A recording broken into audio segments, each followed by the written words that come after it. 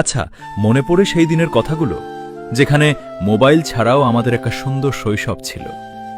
সেখানে না ছিল কোনো চিন্তা, না ছিল কোনো দুশ্চিন্তা।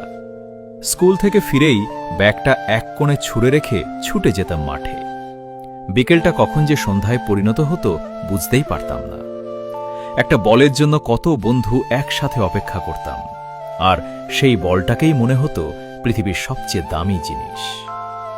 তখন না ছিল সোশ্যাল মিডিয়ার নেশা, না ছিল সারাদিন ফোনে ডুবে থাকার অভ্যাস।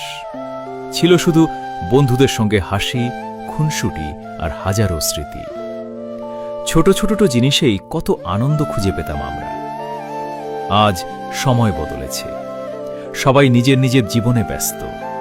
সেই মাঠ আছে, সেই রাস্তাগুলোও আছে, কিন্তু আগের মতো বন্ধুদের একসাথে আর দেখা যায় না। তবুও যখন পুরনো দিনের কথা মনে পড়ে, তখন মনে হয় আমাদের শৈশবটাই ছিল জীবনের সবচেয়ে সুন্দর অধ্যায়।